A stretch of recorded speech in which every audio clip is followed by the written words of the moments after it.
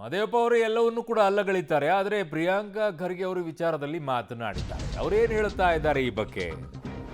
ST ಪಟ್ಟಿಗೆ ಕುರುಬ ಸಮುದಾಯ ಸೇರ್ಪಡೆಯ ಸಭೆ ಏನಿದೆ, ಜಾತಿ ಗಣತಿಗೂ ಮೊದಲೇ ಇಲಾಖೆಯ ಸಭೆಯನ್ನ ಮಾಡ್ತಾ ಇರುವಂತಹ ಹಿನ್ನೆಲೆ ಏನಿದೆ, ಎಸ್ಟಿಗೆ ಸೇರ್ಪಡೆ ಮಾಡುವಂತೆ ಹಲವಾರು ವರ್ಷದಿಂದ ಬೇಡಿಕೆ ಇತ್ತು.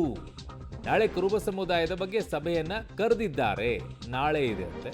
ಸೊ ಕಲಬುರಗಿಯಲ್ಲಿ ಸಚಿವ ಪ್ರಿಯಾಂಕಾ ಖರ್ಗೆ ಅವರು ಈ ಬಗ್ಗೆ ಸ್ಪಷ್ಟನೆಯನ್ನ ಕೊಟ್ಟಿದ್ದಾರೆ. ನಾಳೆ ಸಭೆ ಇದೆ. ಸಭೆ ಮುಗಿದ ಬಳಿಕ ಕೇಂದ್ರಕ್ಕೆ ಶಿಫಾರಸನ್ನ ಮಾಡ್ತೀವಿ.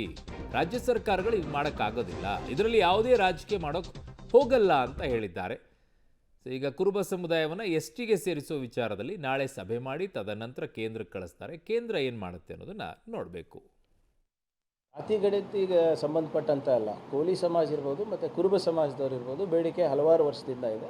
ನಮ್ಮ ಹಿಂದಿನ ಸರ್ಕಾರದಲ್ಲೂ ಕೂಡ ಇದನ್ನು ನಾವು ಕೇಂದ್ರ ಸರ್ಕಾರಕ್ಕೆ ಕಳಿಸಿದಾಗ ಸಾಕಷ್ಟು ಬಾರಿ ಹಿಂತಿರುಗಿಸಿ ಕೆಲವು ಕ್ಲಾರಿಫಿಕೇಷನ್ಸ್ ಕೇಳಿದರು. ಕ್ಲಾರಿಫಿಕೇಷನ್ಸ್ ಕೂಡ ಕೊಟ್ಟಾಗ ಕೂಡ ಇನ್ನೂ ಮಾಡಿಲ್ಲ. ಆಂಥ್ರಪಾಲಜಿ ರಿಪೋರ್ಟ್ಗಳನ್ನು ಅನುಸರಿಸಿ ಮಾಡಬೇಕು ಅಂದ್ಬಿಟ್ಟು.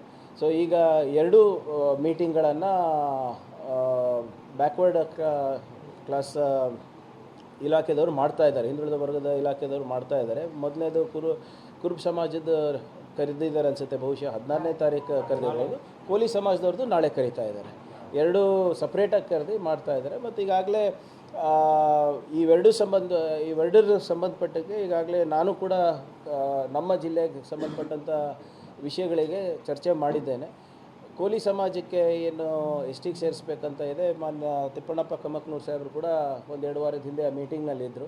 ಆಂಥ್ರಪಾಲಜಿ ರಿಪೋರ್ಟ್ನಲ್ಲಿ ಸ್ವಲ್ಪ ಕ್ಲಾರಿಫಿಕೇಷನ್ಸನ್ನು ಕೇಳಿದ್ದಾರೆ. ಅದು ಯಾರು ಆ ರಿಪೋರ್ಟ್ ವರದಿಯನ್ನು ತಯಾರು ಮಾಡಿದ್ದಾರೆ ಅವರಿಗಾಗಲೇ ನಾವು ಸಂಪರ್ಕವನ್ನು ಮಾಡಿ ಅವರ ಸಲಹೆಯನ್ನು ಪಡೆದಿದ್ದಾರೆ. ಅವರು ಕೂಡ ಒಪ್ಪಿದ್ದಾರೆ.